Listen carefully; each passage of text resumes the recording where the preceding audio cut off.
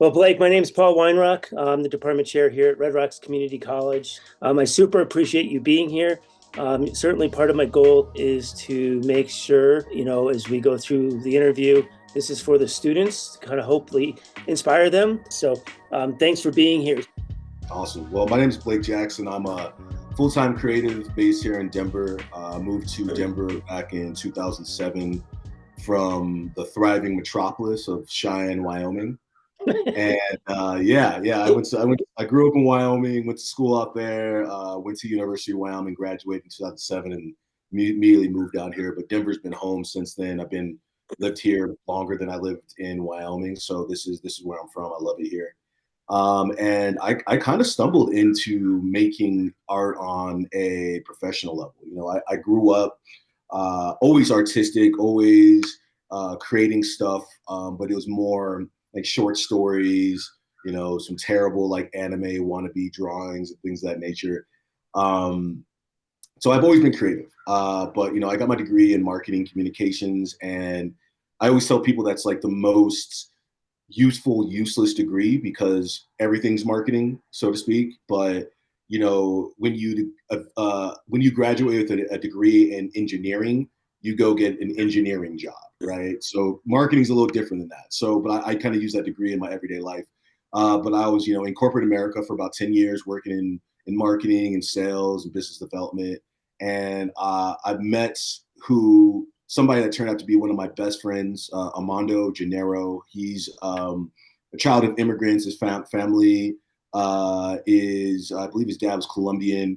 And he is a photographer. And when we met, I was just trying to, do what your new friend does, right? Like, so he's a documentarian, almost like photojournalistic type photographer.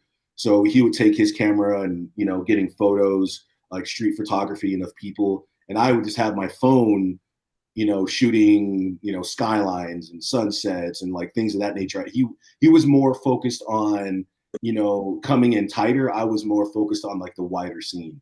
And that kind of just led to so many opportunities. This is back when Instagram wasn't really ruled by, vicious algorithms. It was much easier to reach an audience, build an audience, and actually maintain that. So I kind of stumbled into it right around the right time, and it just kind of snowballed from there. I knew a bunch of people from living life in Denver for 10 years without ever picking up a camera. So I had met a wide range of different people. So when I actually invested in getting a camera, I already had people that I knew that were doing cool stuff that, needed a photographer. And one thing kind of led to another. And I was able to quit my job to become a full-time creative in June of 2017. And I've been doing it ever since. And so that involves, it started with photography, started with iPhone photography, actually. And then that went to shooting concerts, to doing headshots, to going to New York Fashion Week twice to shoot the runway and shoot projects there, to filming a short film at Paris Fashion Week in 2018. It's really been a whirlwind because none of this was really planned, and it kind of came out of left field. But I've just really been running with it. So when I'm full time creative, what that means is this is all I do. So photography, film and video, some creative, some graphic design, but a lot of creative direction, art direction, and directing is really what I'm focusing on now. That's awesome. And so you were talking about going full time and kind of leaving your job. Can you talk a little bit about that transition? Because I know it's really scary for students to be able to Yeah, take that leap and go from one place and plan to say, I'm jumping in, I'm going to make it. So what did that look like for you? man, it was scary in the sense of not knowing what I was getting myself into. Um, but my situation was a little different in the sense that I've always been entrepreneurial. And I've always been looking for something that could be mine separate from, corporate America or any type of job. I always was looking for like, man, if I could just find something that I could do professionally to where I don't have to wear a suit and tie every day, I'm good. But it was scary.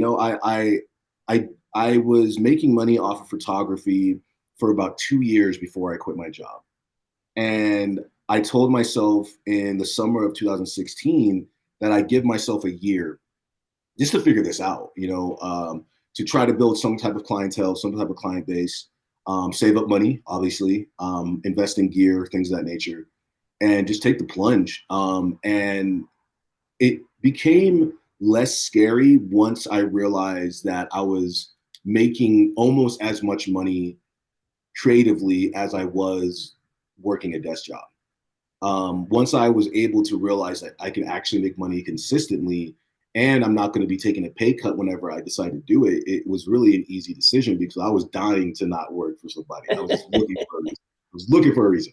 So it really worked out that way. But it's a scary transition. But if you have a plan, if you have a great support system, which I do, and if you're just really have to have that dog in you of every day having to wake up and having to go get it, then you'll be just fine. But it's if you think that just having talent enough is going to be enough to do it, then you're going to have a rude awakening because everybody is talented. Everybody, everybody can do good work. Everybody can network. All that. It's just like what can you do to separate yourself from other people? And once you can find that, you really have to lean into it. Did you, and I'm going a little left here, but did you actually build a business and marketing plan for your company as you were moving into this, or you just kind of eased into it and then started writing some Yeah, stuff? Or... it was a little bit of both. It was I needed to at least know who I was trying to market to and what type of work people would hire me for. You know, the double-edged sword of starting your career based off social media is that trends change a lot, and a lot of the stuff that you see on social media is not marketable or sellable. It might be a pretty picture, it might be something that gets tons of likes, but that does not mean that a client will hire you to do that. So it took me a very long time um, to find out what is a marketable piece of work that I can make and stuff that could actually get clients excited about hiring me. And that was a bit of a transition going from, well, people just like my photos and they like it a lot to, wow, some of the world's best photographers and best directors and best art directors don't even have like a social media presence. So it's there needs to be a clear idea of the type of work you want to do, the type of client you're going for, and how you can reach out to them. That's really the thing. Going forward with that, when you think about describing your type of art that you're creating, whether it's still photography or motion, kind of what are some of those adjectives you would use to describe what you do? Um, I, I want to evoke an emotion of some sort. Um, it could be a negative emotion, but I want somebody to feel something of some sort. There's a saying within photography or visual art is, you don't shoot what it looks like, you shoot what it feels like. And that is really my approach. I take a very hands-on, intimate approach with every project that I work on. I personally do not think that I'm a great photographer or a great videographer or a great director or anything like that. The thing that I'm really, really good with is breaking down those walls, whether it's a portrait session or a session with a corporate client or making a launch video for a small brand. It's always about getting down to the nitty gritty of what do we want their audience to feel whenever they see their piece of marketing or whenever they see their digital campaign. What can they feel? Because we live in a capitalistic society and people are going to purchase stuff and that's how I get paid. And if you cannot get people to have some sort of emotion that is going to lead to an action, whether that is signing up for something or purchasing something or whatever, then you kind of miss the mark. So for me is evocative would be a way to describe my work. I'm very intimate and very hands-on, and I just really want people to feel something when they look at them. That was great. It's almost like you summed up well, you're talking basically define call to action without saying it at all, right? Getting, Exactly. yeah, 100%, which is awesome. So if we were to have students come see your work, is there one piece of work or art or video or image that you have that you would recommend a student go look at? If there was one thing that kind of collectively does that all for you. Man, that's tough. I think there would be a few. I filmed a fashion video, a fashion film at Paris Fashion Week in 2019. I partnered with this incredible designer. Her name is Crystal Lee, and she has a fashion brand called CR Lee, which then transitioned into Tomboy. And I was fortunate enough to work with her out in Paris.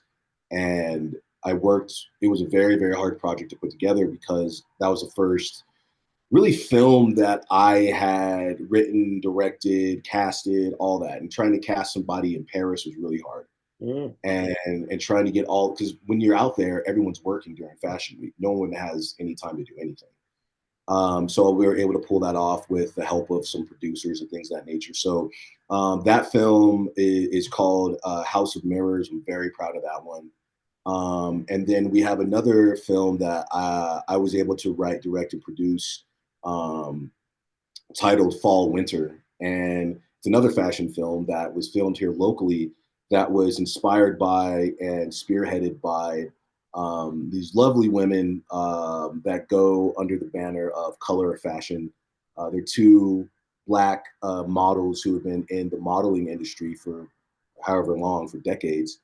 And what they had noticed, there was kind of this feeling that models are kind of, when it comes to like a fashion show or putting together like a lookbook and things of that nature, the model technically is the most important piece of that. If you can't get somebody that can actually be into that, but what you'll find at like fashion shows, the models are treated very poorly. You know, they Mm. work crazy hours, they're not really fed, they're walking around half naked behind stage. It's not a lot of privacy, you know, things of that nature. So they really wanted to start a fashion show that was led by people that walk the runway so that they can be treated better and kind of put at that forefront. So we filmed a fashion film that was in conjunction with that. I'm really really proud of that. That we filmed right around the time my youngest brother Stetson passed away back in 2021. And so that film holds a very, very special part of my life because of all the things that I was going through personally, but also just the fact that we had no budget, but we were able to put together something that we're really, really proud of. What artists or individuals or experiences have inspired all of these thought processes of putting all of this together? Is there, like, as you're starting to put all of this stuff together over the years, who are some of the people that you've connected with? They're like, yeah, this has helped me get to where I am today and start thinking in a different way Well, or a new way. Or first things first, I have to give my entire career to once again my friend Armando Gennaro. Without meeting him, at just a chance encounter at a bar here in Denver that had nothing to do with visual art or anything like that. We were just hanging out. We had a bunch of mutual friends. And, I got introduced to him and find out that we have a lot in common.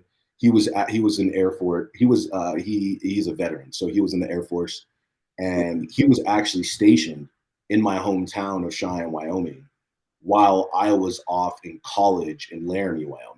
But we didn't know each other then, and so like we kind of toss around stories like that. But without meeting him, I would never have picked up a camera. So that's the first thing. I'm very, very, very inspired by Jordan Peele. He's somebody that not only is his work incredible, but he was able to make a pivot from being this funny, hilarious guy that was an amazing writer and had his own skit show and things of that nature, to being probably the most influential producer and director that we have right now. And he just always puts a battery in my back because you never know what direction he's going to go in. He puts a lot of younger filmmakers, a lot of younger Black filmmakers on the map with various projects that he produces. He's currently hosting um, a script contest called No Drama, where if you submit a short film script to him and if it wins, he'll give you $50,000 to make it. So he's just somebody that's like really inspirational to me, for like looking at how far you can take things if you just have a unique perspective. And I think lastly, Virgil Abloh, the amazing creative director, art director, fashion designer, all that, who passed away a couple of years ago. He was somebody that was inspiring me that I didn't realize was even inspiring me. I wasn't Huh. somebody that was following his career really. And I would even call myself almost like a hater of his while he was alive because unfortunately or unfortunately, he built this very rabid fan base, hype beasts that will, whatever he put out, they were just gobbling up. And I just I have this thing where I kind of root for the underdog. I don't really like things that are crazy popular, just because I guess I want to be secular that way. But when he passed away, all the tributes that came out forced me to look at his career deeply and to watch his interviews and just to be like, wow, this whole time here was somebody that was doing basically the type of stuff that I want to do, and was so free with his knowledge and so free with his game and his resources that was able to jump from industry to genre without even breaking a sweat, was able to become the creative director for Louis Vuitton, right before he passed away. And he just is such a multi hyphenate. And that's kind of how I look at myself, is that if there's something that I want to do, chances are I've never done it, but I'm going to figure out a way to do it. And it's just, he was inspiring me, not even knowing that some of the greatest projects, like he, was the graphic designer for these album covers for albums that I love. He was able to make clothing lines that I didn't even know that he was a part of. He was doing so many things. And even when he passed, I think, he knew he was going to pass away because he had a terrible illness. He was able to put together a website that is literally just free game for anybody to go through. And he had all these resources on how to launch a clothing line, how to get your music published, how to do all these things. And it's so inspiring to have somebody that was reached the heights that he reached. He was Kanye West, one of his best friends, and he's creative director for a bunch of his projects. And that continues to teach me that you can't judge a book by its cover. You really got to get to know the people. And then B, that if you want to do something, the resources are there, as long as you put together a good team. And then it's your job to then help the next generation of creators come up. So I would say those people are probably my biggest inspiration. One of the things that you said, which I really liked, is even if I don't know how to do it, I'm going to figure it out. What Yeah. is what is that? How, if you were to talk to a student about that, how do you even get started? Like, I want to do this, but I don't know how to do it. How can you share with somebody, like, these are some of the steps that you might try to push yourself forward so you can push through that? Man, what kids don't realize is the wealth of knowledge at their fingertips that, so I just turned 40. I turned 40 a couple of weeks ago. And the amount of stuff that you have at your fingertips just on the internet is actually kind of insane. There's so many free resources on just how to make that leap that there really is no excuse for you not to be able to come up with the idea and go execute it. You have so much more power that you are not realizing simply because you're afraid to fail, when really nobody's even looking at you in the first place. So who cares? No one's even looking for what you're doing anyway. So you might as well go try and fail. And a lot of times is you can work on, what you're trying to work on in private. And then whenever you feel comfortable enough to put it out there, you'll be surprised how many people are really going to support you. The internet can be a very, very isolating place, and can be a place that makes people afraid to fail. But what I keep trying to have people realize is that, for example, Doja Cat, what gets canceled like twice a year, right? Something crazy. She does something crazy. The internet blows up, and then people forget about it. But one thing that I learned from her, and I have my qualms with her, just some of the things that she's done. But the thing I took away from her is that if you are afraid to say something, or you're afraid to do something because you feel like the internet or your peers are going to hold it over your head, if the second that you turn off the phone, off your phone, and get off the internet, all that doesn't exist. No one's going to come outside your door with pitchforks. No one's going to pull up and be like, aha, you did this thing, you suck. All those things are fake, right? So having this fear that you're going to fail is going to keep you from being able to do stuff. So I think the first thing is to get over this fear that you have to be perfect. You're going to suck at it. You should suck at it. And then you should suck at it until you don't. And I think a lot of people are afraid to be bad at something. I'm not afraid to suck at something. I'll suck at something until I'm not. And what you'll find is the second that you make your first thing, you are so inspired to make the next thing and the next thing and the next thing to make it better each time, each iteration that you do it. And then being like, well, this one thing kind of has to deal with this other medium. So the skills that I learned from this medium can be applicable to whatever medium that I want to jump into. You know, photography and videography, they're similar enough to do both. Now, it's like skiing and snowboarding, it's the same mountain. It's pretty different, but at least you're on the same mountain, right? So finding out things that you do well and doing it until you feel like you're very, very good at it will not only make you good at that thing, but then you'll find out that over the course of making that thing, you picked up all these other skills that you didn't even realize were applicable to that.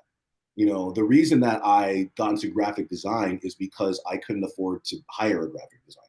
The reason that I got into video is because someone's like, you do photos, let's do this video. I'm like, I don't know how to do it. So I'm literally on set before they get there, YouTubing how to use the settings on my camera, right? And the reason why I had to learn how to build websites is once again, I couldn't afford somebody to build me a website. So it's like all these things are at your fingertips. And I just need the younger generation to know that it might sound harsh, but there's no reason why you can't do it. There's none. And and once I figured that out, the sky was the limit. And I was able to realize how competent I was and how many other people were willing to support me to help me get there. You have a bigger support system than you think. People want to support you. People want you to win. You might have some haters, they don't matter. But the people that want to see you win are going to let you know about it. They're going to be there for you. You'll be surprised how many people will stick their neck out for you and do things for you on the house because they believe in you, not because they want to get something from you in return, but because they want to believe that you want to be able to do it. So you have to get over that fear that you're not good enough because you're not going to be good enough until you get good at it. Have you, well, first off, first question is photography skiing or snowboarding? And is video Photography is snowboarding because it's okay, easier. It's easier to pick up. Oh, okay, sorry, no. Photography is skiing because okay. skiing is easier to pick up, much harder to master.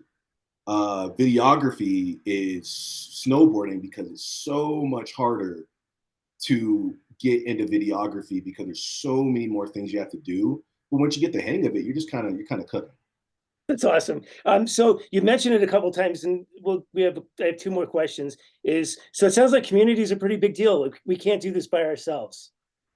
And 100%. that's okay. So that's, I always hear a lot of the students are like, and I think maybe it was true for you. I don't know. I saw it happen with a lot of our students. I went to school as well. Is you graduate, and then all of a sudden you had this community of people while going to school, and you get out, and all of a sudden there's no one there anymore.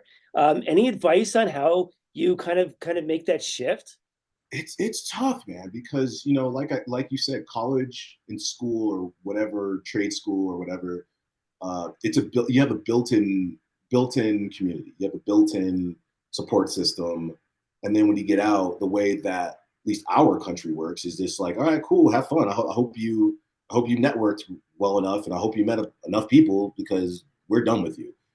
Um, it's you Once again, I keep going back to the internet. The internet is really, really good at making you think that you can connect with people just on the internet, which you can. You can start relationships there.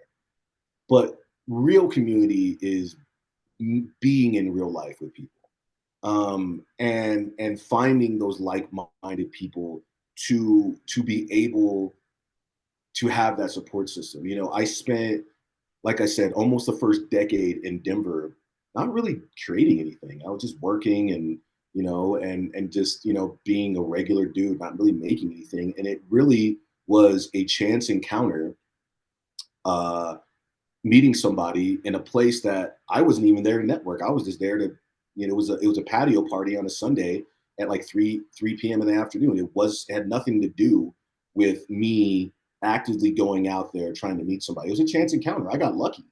Um, but I don't even look at it as luck because I was putting myself out there without realizing I was putting myself out there. I wasn't actively trying to like go to a networking event to find like-minded people. I'm not saying you shouldn't do that, but I think a lot of the friendships you're going to make come from being in a place where you can authentically be yourself and not have to put on some sort of face or some sort of mask. If you're in a space where you can just be yourself, you're going to naturally meet the type of people that you need to be around. And unfortunately, there's no magic elixir about building a community. There's no magical elixir about building a network or getting a bunch of collaborators and things like that. But there are things that absolutely work. Is you have to show up, you have to put your face out there. People have to know who you are. You have to be comfortable being in a space where you don't know anybody. And when I was at that party, I knew the DJ, and that was it. I didn't know anybody else there. And luckily, I got introduced to Armando, and everything else is history. But you have to put yourself out there and be comfortable with being uncomfortable around meeting new people. And I think it's really hard for a lot of people to realize that. You have a lot of introverted people. I'm very introverted. I'm at home 99% of the time. I rarely leave the house unless I'm working or I have something specific. So as somebody that's naturally introverted, it is out of my nature to go meet new people. I love my people. I love the people that I know, but meeting new people, that takes you out of your comfort zone. So for me, I'm not in a place anymore to have to constantly put myself in rooms that I might not know anybody, but it still happens. It happens quite a bit. So it comes down to you have to put yourself out there. You have to be of service. If you have to do something because when somebody asks, "Oh, what you do?" You're just like, "Oh, I don't, man, I'm just kind of I do some of these things on the side." No, you have to sit in your power as a creative. You can't be like, "Oh, I just make this little thing." No, you are a painter, you are a photographer, you are a creative director, you're an art director, you're a sculptor.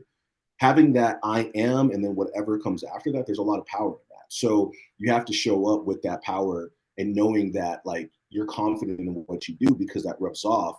And then what you'll find is like, oh crap, you're a painter. Well, I just so happen to be a woodworker, and I'd love to partner with you to make some canvases or something like that. You'll be surprised how many of these chance encounters that will come from you just putting yourself out there. And then you just got to not be a bad person. That comes down to it. You have to be a good person. You have to be good. You have to be good to the people that you know. You have to be kind. You have to be a person of your word. That's another thing. You cannot say you're going to do something and not do it. That'll be having a reputation as somebody that not necessarily is a liar, but it's a flake. Major no. If you say you're going to do something, you have to do it. If you say you're going to go to somebody's event, you got to show up. You got to be there. They're relying on you to be there. And you just can't just be an isolationist. You have to be out there, putting yourself out there, be a person in your word, make good work. That's probably like step one, make good stuff. And then be open to pivoting. My work that I started with all the way back in like 2012 looks nothing like the work that I do now. Not even close. Yeah. I don't even know that person anymore. So having the ability to pivot and change directions will help you be useful to people. And I think what I'm not trying to get across is that you don't have to be somebody to then become somebody if that's the case you want to be, right? Everybody starts from zero. So you have to be comfortable knowing that eventually you're going to meet people that are probably starting around the same place that you're at. I think a lot of people focus on networking up.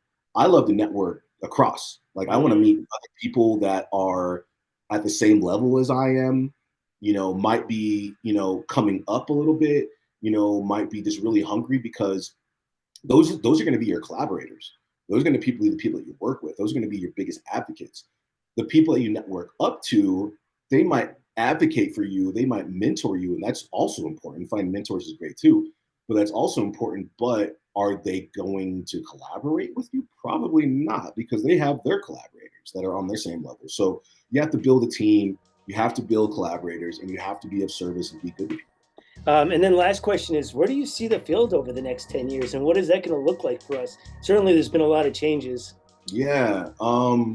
I see AI as being a major disruptor, and I think as somebody who I consider myself to be like the John Connor of the art world, I'm not a fan of all that, right? I'm not a big fan of AI, taking over and all that. The science fiction books and movies and television shows have warned us about this, but it's a good tool to have. So I think being able to adapt to the changing and marketplace that technology is forcing upon us is appropriate. I really see a lot more niche art coming out that is not meant for the masses. I think more and more people are looking for things that can be theirs and is not for everybody. I think for me, I just like coming up based off like music. I majority of the artists I listen to, I wouldn't call them underground artists, but it's very rare you'll find me listening to absolutely massive artists because even though the music is good, it's just like, well, it doesn't sit with me because it wasn't made for me. So it sounds good, but I can't identify with it. Mm. So I think a lot more people will eventually get to the point to where they're like, yeah, that's cool. You know, Beyonce, Drake, these massive artists, that's amazing. It's great cotton candy, but I need some steak and I need some stuff that's really going to fill me up. Um, so I think a lot of people are going to go that way. And I think ownership of your art and of your content is a movement that you see happening now, but I think it's going to be even bigger in the future. So making stuff that you're really proud of and owning it, and then owning the way that it's just distributed is something that has been at the forefront within the music industry. But I think other industries are following suit, like not only music but film and television, things of that nature. I think a lot more power is trying to be taken away from the artists right now by corporations and by larger larger entities. But the way to fight that is to be directly to your audience, not feeling like you need to like sign with a major label or feeling like you need to put your music on the biggest platform or feeling like you need to sign with an agency, all that stuff. The traditional way of getting your art and your work to the people is changing. And I think within 10 years, it's going to be one of those things where your favorite artists, you're not going to be able to find their album on like Apple Music or Spotify. It's going to be like on their website and it's going to be through their platform Mm. because we're realizing that all the artists are getting completely screwed, like especially musicians. I always come back to musicians because I feel like they have it the hardest. Um, because of streaming is great for the consumer, but it really screws over the artist. So I think more and more artists like Lecrae and a bunch of like Russ, a lot of these other, you know, very, very successful musicians have found a way to cut off the middleman and just go directly to the people. And I think that'll be applicable to a lot of the industries. I don't know exactly how that'll look for maybe like film and television because that's still a very traditionally driven market. But a lot of the people that work within like film and television are finally starting to unionize, including like animators and stuff like that, which is Mm. great.